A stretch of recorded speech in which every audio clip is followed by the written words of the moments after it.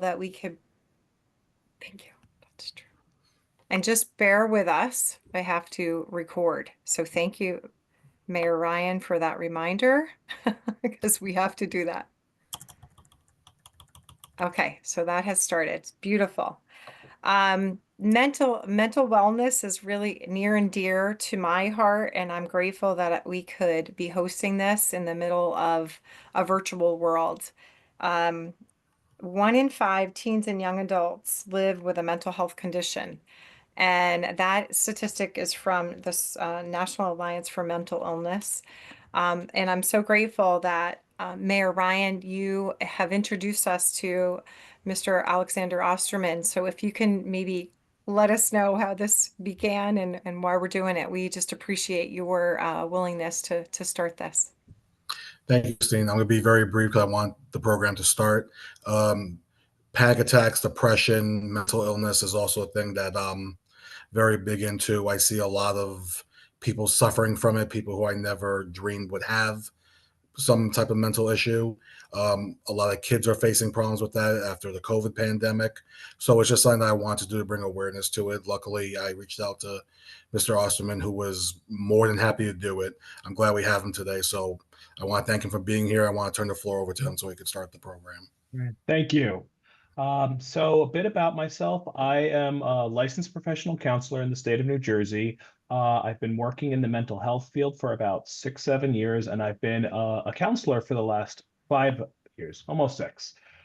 Today, we're going to be going through helping parents navigate panic attacks and anxiety in their children. This is a population I do work with, and it is something I have seen significantly occurring, especially after, as Mayor Ryan said, after COVID. It's something that I've definitely noticed on the uptick with a lot of this younger generation. And I think having tools available to help parents assist their children and to know when is the right time to reach out would be very beneficial for the community. So, first and foremost, what is a panic attack? The definition of a panic attack is a sudden episode of intense fears that triggers severe physical reactions when there is no real threat or danger apparent or an apparent cause. Panic attacks can be very frightening. Panic attacks typically come on quickly and reach their peak within minutes. They can last for several minutes to an hour, however. Panic attacks can be triggered by various factors, including stress, trauma, certain substance use, or specific phobias. Now, some of the symptoms that coincide with panic attacks. The big one is the racing heart. Many people experiencing panic attacks assume that they're having a heart attack. Even with children or adolescents, it's a big thing where, oh my God, all of a sudden my heart is beating out of its chest. Sweating is another major one. Cold sweats or just all of a sudden profusely sweating often comes on. Shortness of breath, this is another major one. This one is one of the scariest things about a panic attack for an individual struggling with them. All of a sudden, they find themselves having a very, very difficult time to breathe. Chest pain or tightness, again, this is one of the components that really makes an individual feel that they are having a heart attack. Dizziness or lightheadedness. Oftentimes people have a hard time sitting up. They might be in fear of falling down due to the dizziness and lightheadedness. Nausea. Often with anxiety, there's symptoms of a sinking feeling in our stomach. And with panic attacks, we might even feel like we're about to throw up. Trembling or shaking, this is another big one. People just find themselves convulsing almost when experiencing one of these things. And the last one is a feeling like you are going to die or lose control of your body. Again, going back to that heart attack piece, people often with the panic attack, oh my God, is this the end? And that to the panic attack where the individual's anxiety just takes these thoughts and lets them run even more wild. So this is a very important slide. This is how we can assist our children when they're having a panic attack. And the great news is for any adults here that struggle with panic attacks, this can also help you. So the first thing is to stay calm. When someone is experiencing a panic attack, they are already overwhelmed. The last thing we want to do is come in with this really high hyper energy and give them more reasons to worry Remember, one of those symptoms is a fear of dying or losing control of themselves. So if we meet our child with that energy, when they come to look to us for support, we could potentially exacerbate these symptoms. Instead, we want to stay calm and provide reassurance. After today, ideally, you will be able to identify when your child is having a panic attack and to let them know that that's what's occurring versus them thinking that there is a fear of them dying or losing control of themselves. Encourage. It is very, very important to encourage slow, deep breathing. The point of encouraging slow, deep breathing is really to assist with slowing that heart rate down. If we take big, deep breaths in, we're able to make sure that we're getting enough oxygen. And by slowing that heart rate down, we're going to help ourselves work through that panic attack. Just like with anxiety, oftentimes panic attacks can force us off into the future with, oh my God, what's all going to happen and all of these things. So helping an individual stay in the present is a very powerful thing. If they're capable of talking, have them name 5 things they can see. If they're not, have them instead focus on their breathing. Breathing is a really powerful tool that we can use beyond just panic attacks, but for anxiety or stress, whatever it may be, to really bring us into the present. Avoid dismissing their fears. The last thing someone experiencing a panic attack wants to hear is, this is all in your head, stop it. That is not supportive. And what that's more likely to cause is an individual not coming to you for support if they're having these challenges. Going back to that symptom of dizziness or lightheadedness or feeling like they're going to lose control, encouraging them to lay down is a major positive response. That helps that whole fear get diminished. If you're already on the ground, you don't have to worry about falling on the ground. And this is another really important one. Finding a place that has limited stimuli. With a panic attack, there's so much going on in the individual's head. So if we're able to find a dark room, a quiet space, or if out in public, finding a way to separate from the group. You might think if you're at a school event, getting away from the busy gymnasium and finding a hallway where it's a little bit more dimly lit and there's not as much noise. But really finding a place with less stimuli is super, super helpful if we're capable of doing so. So one of the reasons I was so eager to help out today and volunteered to do this is I myself have experienced panic attacks in the past. So I understand how scary it is, what it feels like through my own firsthand experience. And I wanted to take some time today to kind of share what I went through and highlight how I applied some of these things in the previous slide to my experience. So it was in 2021, and I am a gamer, so I was playing video games at my desk to unwind after a very busy day of doing therapy, when suddenly I felt my heart beginning to race. I couldn't catch my breath, and my thoughts were racing all over the place. I found myself trembling, uncertain of if I would fall out of my chair. This was, even as a trained professional, initially a very scary experience for myself. Luckily, I've worked with people with panic attacks, and I knew exactly what to do. I immediately went to lay down on the floor. I closed my eyes as, again, a way to reduce the amount of stimuli I was experiencing. I asked at the time my girlfriend to turn the lights off, and I simply focused on my breathing, trying to slow my heart rate down. I remember sitting there for a long, or laying there for a long period of time, and initially it was hard to breathe, but the more I took deep and slow breaths in and out, the easier it became to breathe. After a few minutes, I felt my heart rate slowing down and was able to breathe more easily. And even though I was starting to feel a bit better, I still laid down. That's an important piece in regards to this. We don't want to rush getting up. We want to wait until the individual feels ready to get up. So, as I said, I do work with a lot of individuals in regards to this stuff. And this experience really, I feel like when I put the right perspective on it, really helped me as a professional. It really reinforced my approach with cognitive behavioral therapy in regards to panic attacks in particular. It helped me really see that, wow, these techniques aren't just something I share with someone. These actually really work, which helped me really solidify my foundation and my theoretical approach with this was the right fit for me. It gave me an experience where I was able to take the perspective that this would help me relate to my clients a bit more that struggle with panic attacks. It's a scary thing to experience. And when we're dealing with a challenge like this, it can make us feel very much alone. So, as a trained professional, being able to let them know, no, I really do know what you mean. I have had this too. It is scary. I totally get it. I think really helps people feel not so isolated when it comes to challenges with panic attacks. And this one, which I find is the most important, at least from my opinion, is whenever I am working with a client that reports that they have panic attacks, I always make sure, even on an intake session, that they leave that office or virtual office with the specific tools that we just went through to deal with a panic attack. I want them to know that they have the ability to feel empowered to tackle this if necessary and not have to worry about it occurring for another week.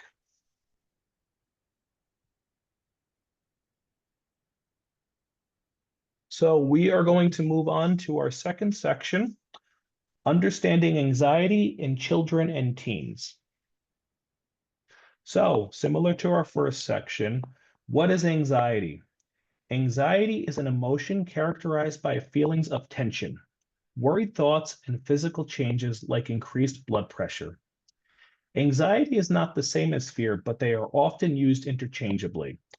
A lot of kids in this younger generation, I've noticed, tend to use the term anxiety as a replacement for fear. One of my favorite things about Gen Z and Gen Alpha is the ways in which they have normalized mental health.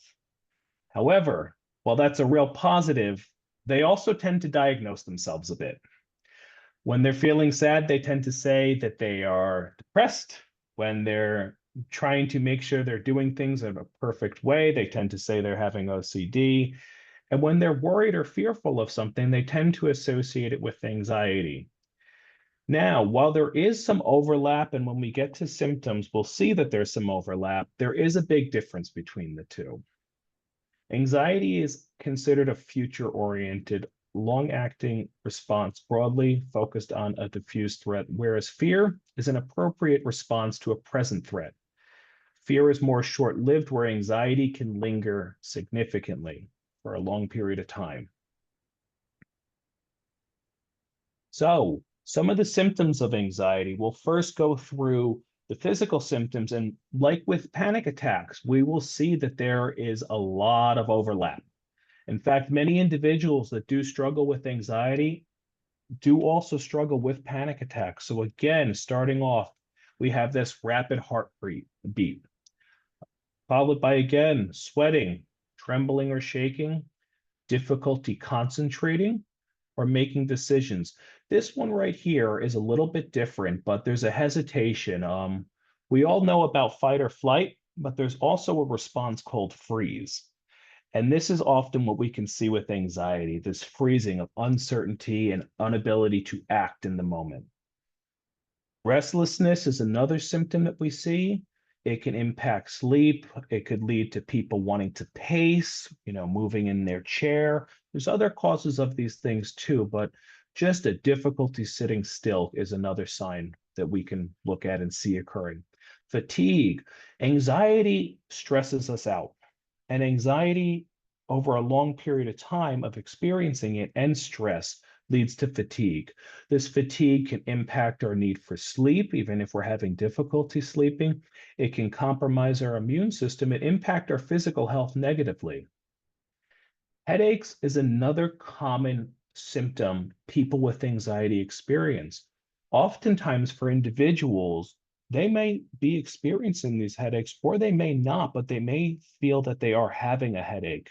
Again, with mental health being so stigmatized for such a long period of time, it's often easier to say, I'm having a headache and that's why I can't do something, or I'm sick and that's why I can't do something, versus bringing up and acknowledging that it's truly anxiety that is driving what's occurring. Just like with panic attacks, we see that upset stomach again. If anyone's ever been on a roller coaster, when you get those negative G's, that's usually the feeling that people describe with anxiety. Another way of saying that would be kind of butterflies in the stomach. Muscle tension, again, going back to that fight or flight response, our muscles tense up as if we have to deal with the threat. But with anxiety, there is no immediate threat. And lastly, dry mouth, rapid heartbeat, sweating, just like when we're running or working out and exercising and we need water. Dry mouth can occur as well. Now, onto the psychological symptoms. The first one is excessive worries or fears. Everybody worries, everybody has their fears, and that's normal. It's when it hits a certain level of excess that we might want to start thinking that maybe my child or even maybe myself is struggling with anxiety. Feeling overwhelmed or out of control. People with anxiety tend to pile up all the things happening with them at once. They tend to say, if I don't do this, then this will happen, which will lead to this, and then this, and then this, and then this. And it tends to end with either, and then I'm homeless on the street and my life, or my life is ruined somehow. I tend to call that the catastrophe spiral. But this feeling of out of control is another really important one. People with anxiety tend to try to manifest control over their lives in many ways.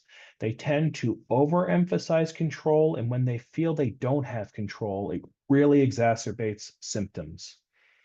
Irritability.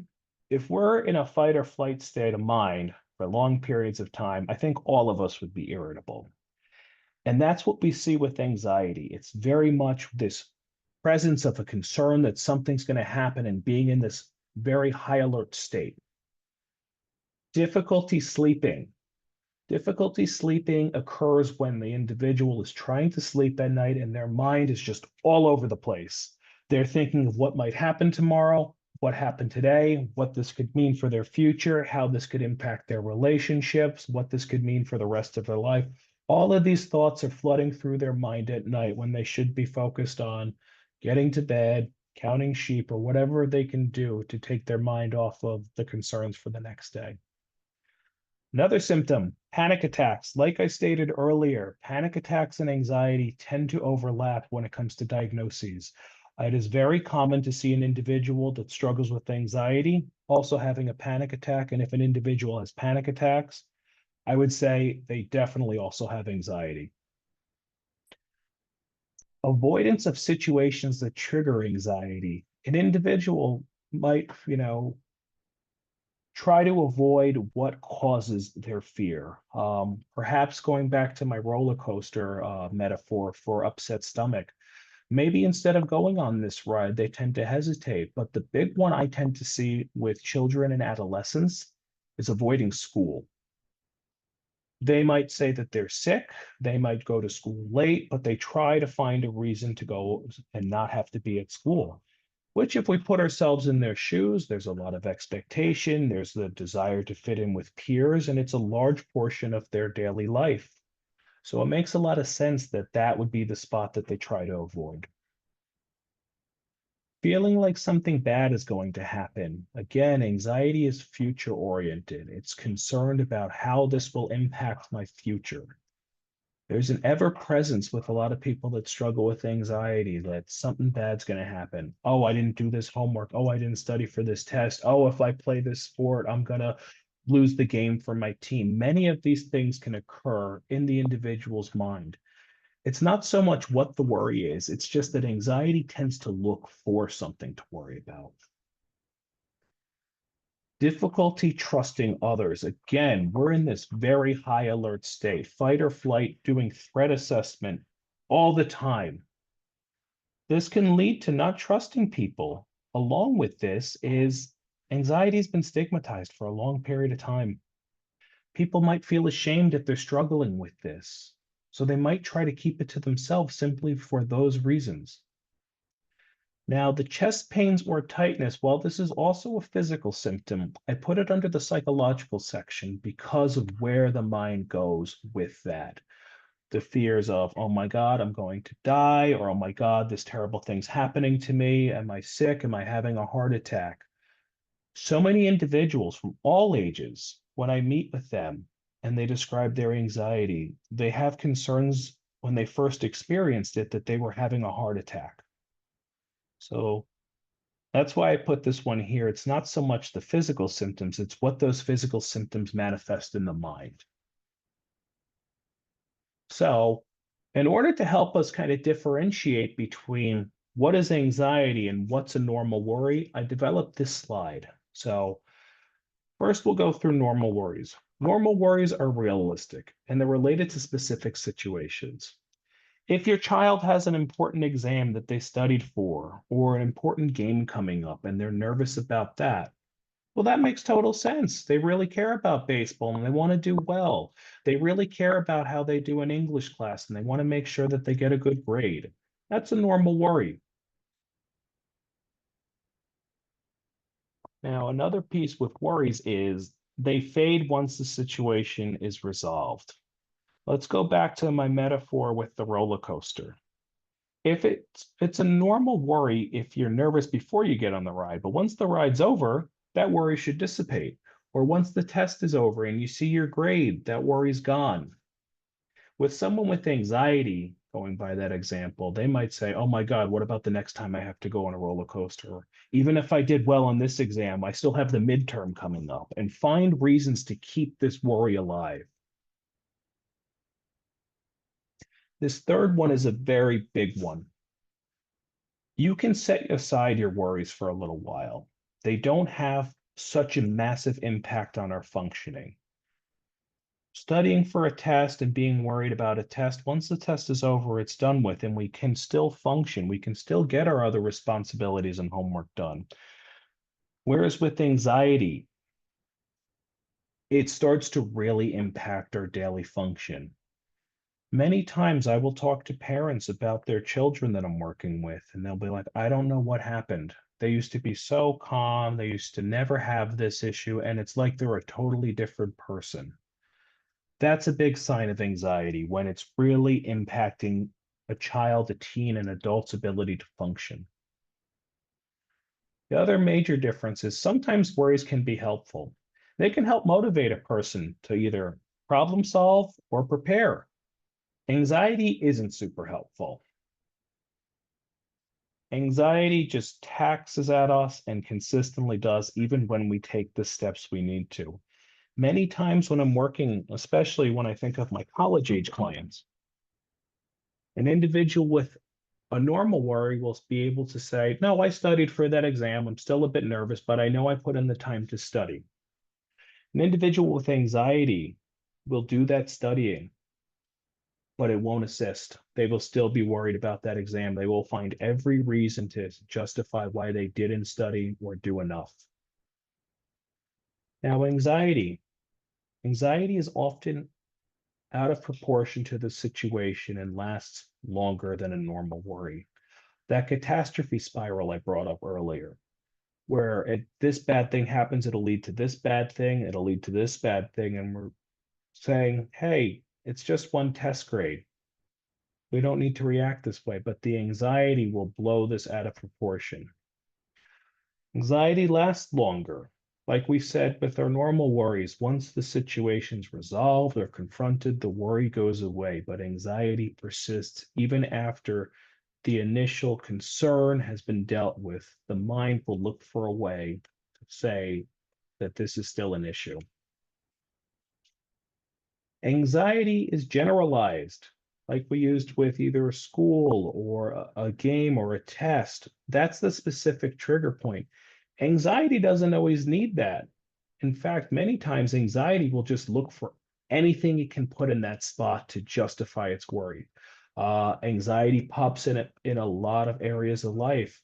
People might be worried about how they're doing as a student, whether their friends really like them, if they're doing enough to make their family happy, if they're doing enough to work out properly. They will find as many things as they can and put them into the equation to justify having the anxiety that they have.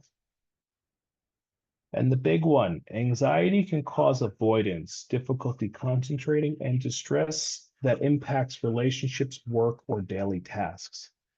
Again, the worry might motivate someone to practice extra before the big game, where anxiety will lead to the individual calling out sick and avoiding the game.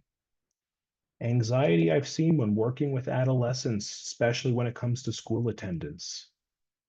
Massive impacts on their schoolwork, their attendance, and in particular, the relationship with their parents.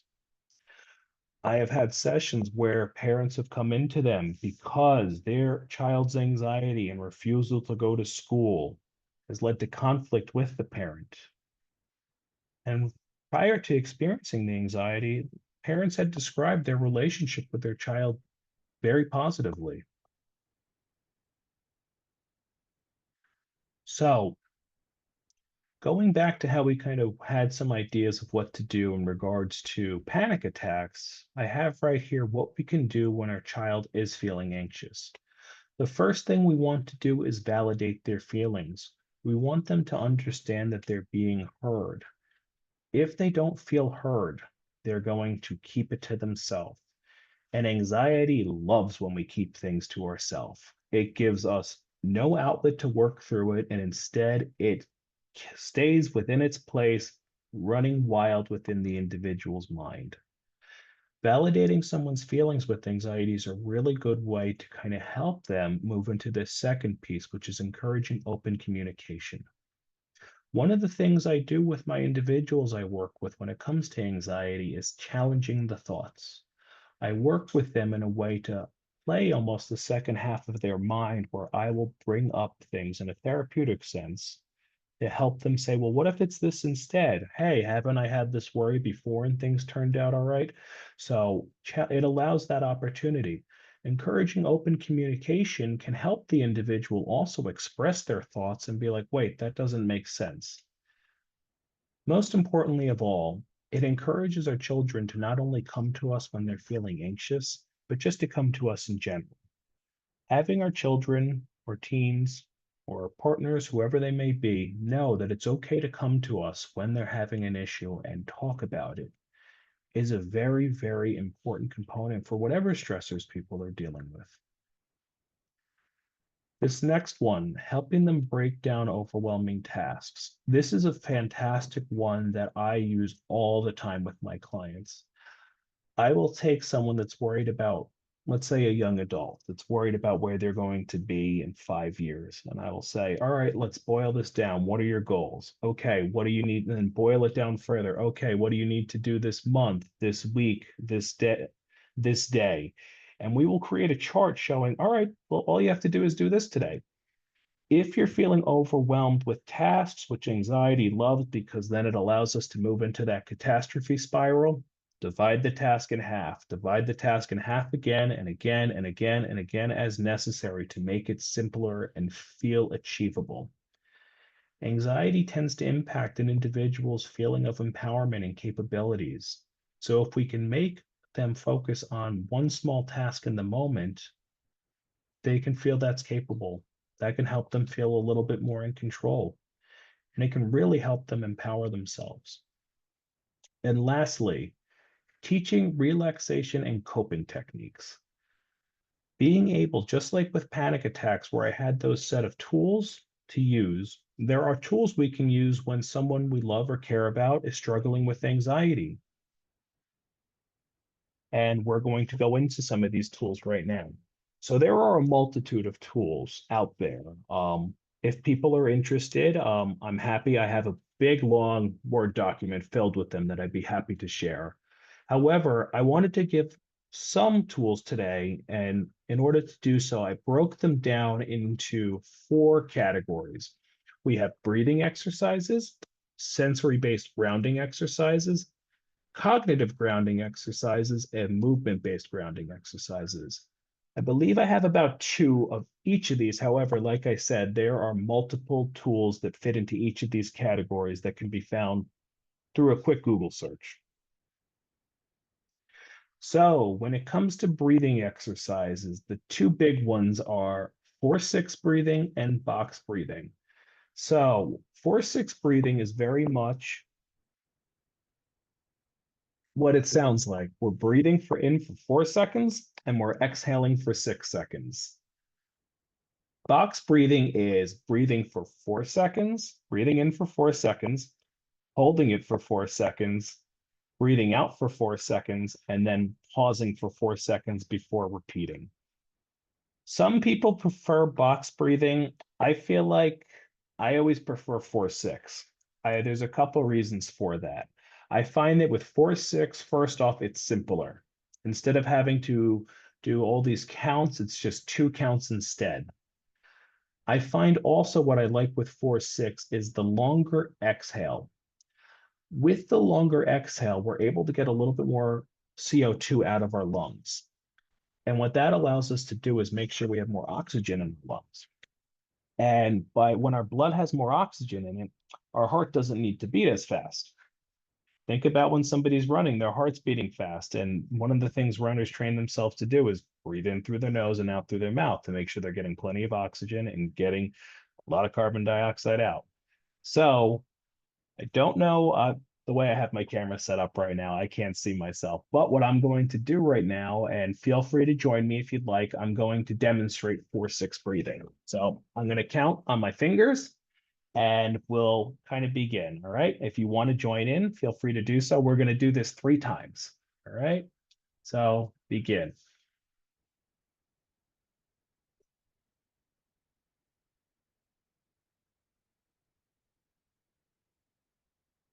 All right. I'm going to go again.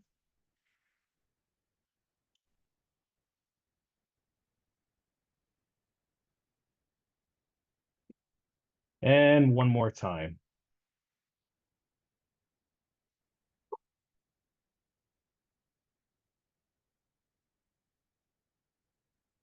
So I don't know if anybody joined me. However, what I can tell from my own experience doing this, I feel a bit calmer. I think my voice might be a little bit lower. I feel a little bit slowed down. Again, with anxiety raising our heart rate, this helps us slow our heart rate down.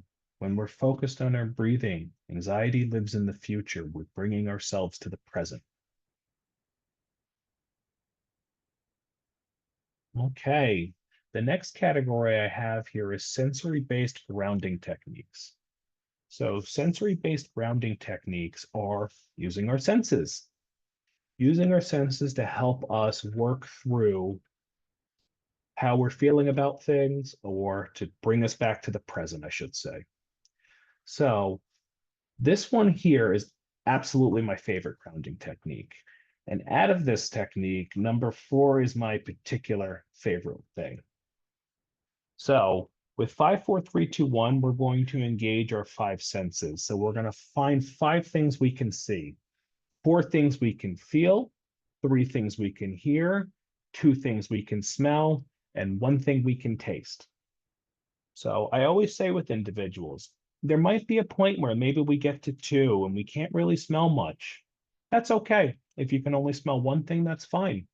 If you can't smell anything, that's also okay. Maybe you have COVID and you lost your sense of smell. But either way, it doesn't matter. We just move on to the next step. So if I was going to demonstrate this one right now, I might say, I see my cup of tea, I see my phone, I see the PowerPoint, I see the Lego minifigures I give as prizes to my younger clients when they follow through with their homework, and I see my glass of water. As far as what I feel, and again, this one's my favorite because I find that feel really, really grounds people into the present. I think we pay attention to what our eyes are seeing oftentimes. I think we very much pay attention to what it is we're hearing, or if we smell something in particular, or we're eating something, they very quickly catch us. However, we don't always pay attention to what we're feeling unless we're, tangibly grabbing something. So when it comes to feel, this one I feel really anchors ourselves to the present. So I might say, I feel my fingers touching one another. I feel my feet planted on the ground. I feel my elbows on the arms of my chair, and I feel my necklace on my neck.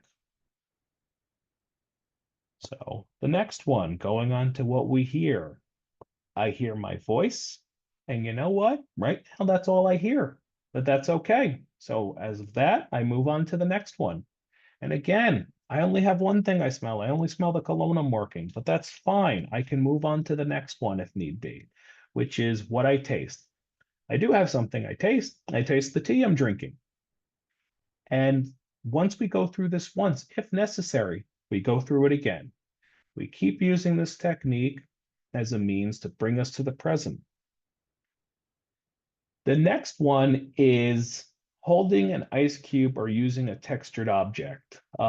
If our hand starts to feel cold, we are immediately going to focus on feeling cold. Other things I like to think of is, I know some of your children might be too young for it, but does anyone remember that fidget spinner phase where everybody needed to have a fidget spinner? Those devices were great at bringing us to the present. You gave your hands something to do, they had a particular texture to them, and they made noises as well. That's an object, that's using an object to help us bring us to the present. The next piece is cognitive grounding. Now, you'll notice the second one we did kind of have come up in our panic attack section, but we're going to start with the first one, repeating a calming phrase or mantra. This is really keying the mind into self-soothing in a way. We can say something that helps us remind ourselves, okay, I'm going to be fine. There's nothing to worry about. I'm going to be fine. There's nothing to worry about. This is just my anxiety speaking. This is just my anxiety. Whatever it may be, just a calming phrase that helps us relax and bring ourselves to the present by calming down. This next one is, out of these two, my favorite ones. Listing 5 animals, 5 cities. As soon as you give your brain to try to do something like this, perhaps you say, name 5 cities that start with the letter A. All of a sudden, your brain's focused on solving that problem. And I find it very helpful. There was one individual I worked with, and they weren't much into naming categories, but what they ended up doing was they would do math problems. They would set up math problems for themselves to solve.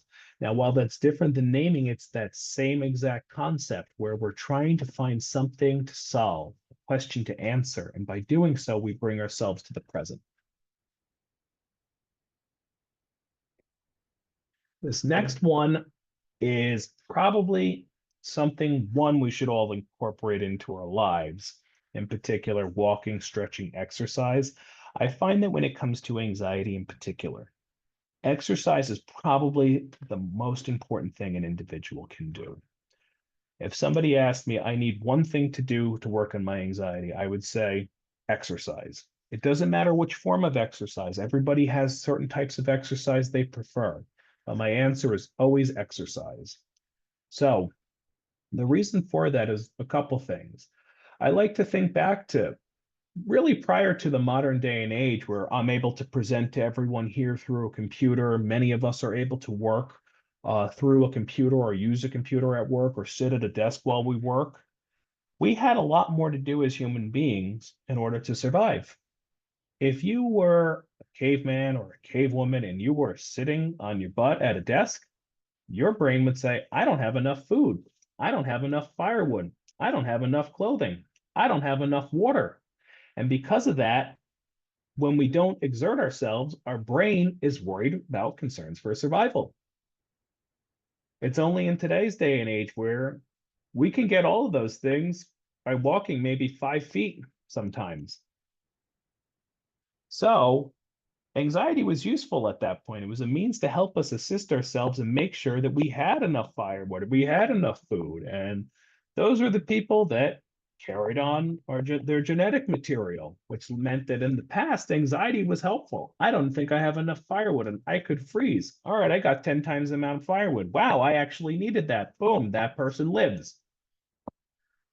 So because of that, we have a need to exert ourselves. It tells our brain, no, I did this work. I did move around. I did get things done. Therefore, I can relax right now. Again, walking, stretching, exercise. Yoga is a fantastic one for people to do. It helps in twofolds. It helps with the exercise as well as the mindfulness. This other technique I have here, progressive muscle relaxation. This is one that I love, not only in regards to dealing with anxiety, but if anybody's having trouble sleeping, this is a fantastic tool to help with sleeping. What we do with this one is we simply focus on a part of our body and relax it. And we go through and consistently relax every part going either from our toes up to our head or from our head down to our toes.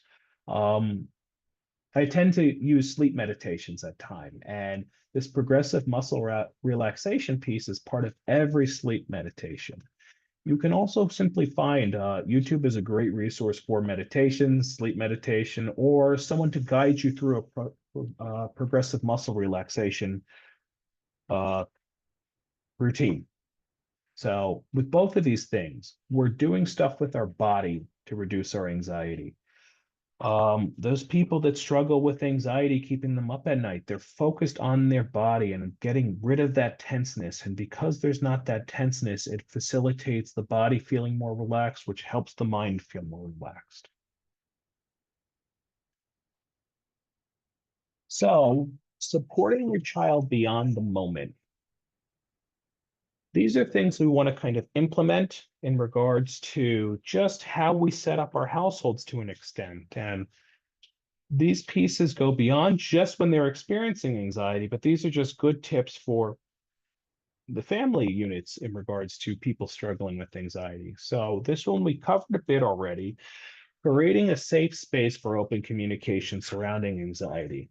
The last thing we want is for our children to feel they can't come to us with their fears or their worries. We want them to feel that they can openly talk about this. We don't want them to feel ashamed when talking about this. So, creating a safe space for open conversations about anxiety is super important because it's not only going to help with anxiety, it's going to help with them communicating with us just in general. The next piece, encouraging healthy routines, good food, good sleep, good exercise.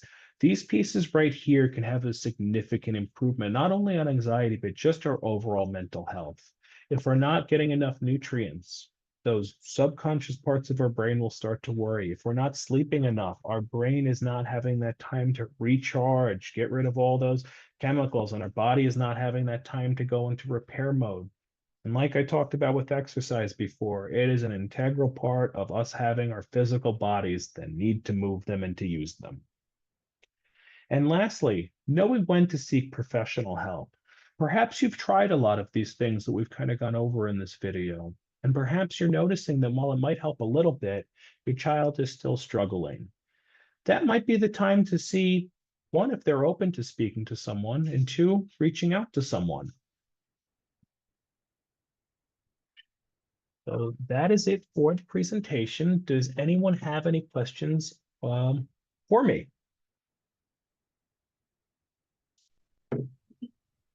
Thank you so much, Mr. Osterman. It was so great.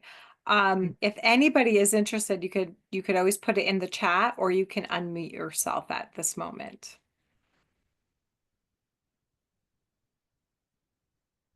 Dr. Osterman, I have a question if I could Sure, talk first. Um, absolutely. Social media with children. Can you talk a little bit about that? Yes. Okay. So social media impacts children in regards to anxiety in many, many ways.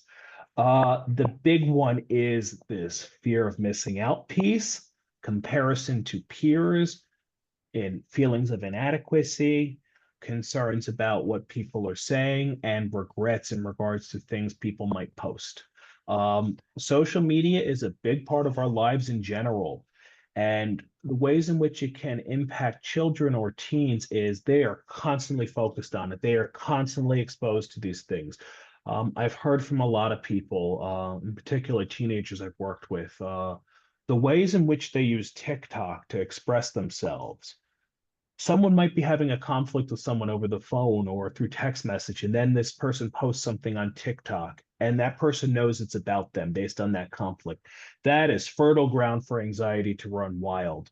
I think really for all of us, it would be beneficial to have some limitations on social media because of the ways in which it can impact the mind negatively. And beyond just anxiety, self-esteem is a big way I see it impacting people.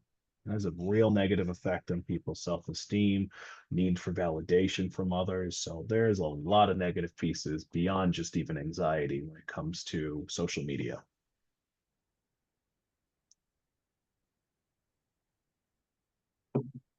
Anyone else has a question? I can't read the chat, so if someone could read the chat question, if there's any questions in the chat to me, that would be Yeah, fantastic. I'm in the chat and I don't see anything presently. Okay, great. I would like to add, though, if I may, next month on April 16th from 6:30 to 7:30, there will be a program that put on by the Mental Health Association. It's virtual under the Parent Academy, Teen Screens and Social Media. So that was a great question, Mayor Ryan. And what we'll do is everyone will receive this information. We can share it. I know the Butler School District is promoting NJ4S Parent Academy. So that is a good point, bringing up social media. Thank you. Thank you. And if you don't mind, I have one more if no one else wants to jump in. Sure. I've been reading a lot lately about panic attacks, depression, and memory loss. Hmm. Any thoughts regarding that? It seems to say that affects people's memory, short term, maybe more than long term. Yes. So, traumatic experiences, which a panic attack would fall under, the mind tends to try to protect itself. And one of the ways the mind tries to protect itself from traumatic experiences is blocking them. There's such a fear associated with these things that the mind might try to not recall information surrounding them. That's one of the explanations there. What was the other piece beyond just memory you brought up? I'm sorry, say that again. You brought up memory loss and in panic attacks. What was the other piece of that? Um, Whether it's long term, short term, a little bit of both. I've met and I've spoken to people who have said that they feel that their mental health has affected either or both. Stress. Stress is another big component of that in regards to short and long-term memory. Being consistently stressed for long periods of time and worrying about these stressors can absolutely impact our long-term memory. If you're worried about experiencing panic attacks or having a panic attack gets your anxiety and gets you all the way up to here, absolutely this can impact your memory. You're very much stuck in a fight or flight mode mindset, and because of that, it's hard to retain information.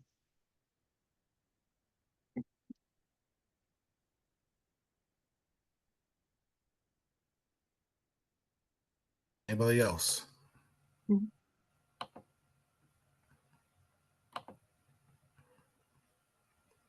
Christine, if you don't mind, can you let people know where this video is going to be posted, just in case they want to view it again or recommend a friend or a family member that might want to see this? Yeah, absolutely. Thank you, Mayor Ryan. It will be posted on the Butler School District. To be honest, I don't know where exactly it would be falling under, but I would imagine it'll be under some sort of resource, maybe wellness resource. I will find out from Mrs. Jacqueline Molina and let you know. And Rockaway Township Division of Health, so rockawaytownship.org will have a space that they will be posting it. So what we'll do is we'll make sure everybody here will have that ability to review and receive it once this is uploaded Great. as well. Yeah.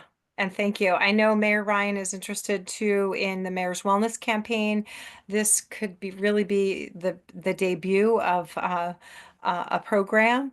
And there is a platform that we can share this through the New Jersey Healthcare Quality Institute. So there'll be ample space to be watching this again. Sometimes we need that again, the reminders. Mr. Osterman, I loved your, just the tangible things that we can do. Thank you, thank you for sharing what we can do. Mhm. And I really was thankful that you, addressed the panic attack, like what we can do immediately to help us and secure us, and feel safe, so thank you so much for walking You're us through very that. You're very welcome. I do have two more slides after this question and answer section I just wanted to go through. So the Yes. first one is mental health resources for the community. I wanted to make sure that this was available for everyone to see so that if they're struggling and they don't know where to start, Here are crisis hotlines, locations individuals can go through to in order to make sure that they have some of their mental health challenges met. We go all the way from, the national hotlines at 988 to your local community where you can go to these places. If you are looking for a therapist, you're going through this presentation and you're saying, you know what, my child or myself is struggling with anxiety. A big resource is Psychology Today, which is also where you can find me if you're looking. Psychology Today is the primary place that people find their therapists. It's a very easy site to use. You can plug in what type of therapist you're looking for, whether it's male, female, African American, Hispanic, everything under the sun. You can also go by if you're looking for what particular insurance they take. Many therapists list the insurance that they do accept or whether or not they do accept insurance on their Psychology Today profile. You can also get a bit of a feel for what their approach is. They might say they're a cognitive behavioral therapist or they're a psychoanalytic therapist. They might give you information on the type of population and people they like to work with. So I always recommend Psychology Today as a resource for people looking for a therapist. Thank you so much. Mhm. Excellent. I think that's the beauty of going through anything like this, right? Any mental health challenge turning into a mental health crisis, that we have to remember we're not alone. Mhm. Absolutely. Yeah, thank you so very much. You're welcome. Yeah, and I do know all this will be obviously it's recorded. We will be able to send it to those that registered as well. And then any other resources.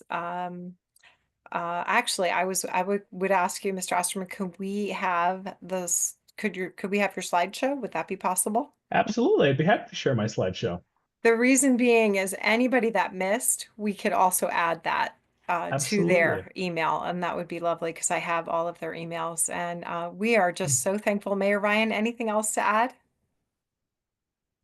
Osterman, just want to thank you again. We really appreciate this. Hopefully, this is the first of many we're going to do in a series like this regarding mental health and just health in general. So, thank you for getting the ball rolling. And I think it was a great presentation. Thank you very much. Thank you Agreed. so much. Thank you. I Thank was very happy to help. Thank you so much. And everybody, thanks for taking time out on your Saturday.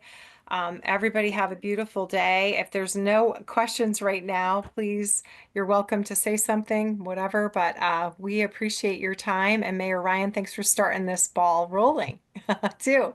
Thanks again, Mr. Osterman. Great to work with you. Great to work with you guys. Thank you so much. Thank you, everyone. Thanks. Thank you. Take care, everybody. Goodbye.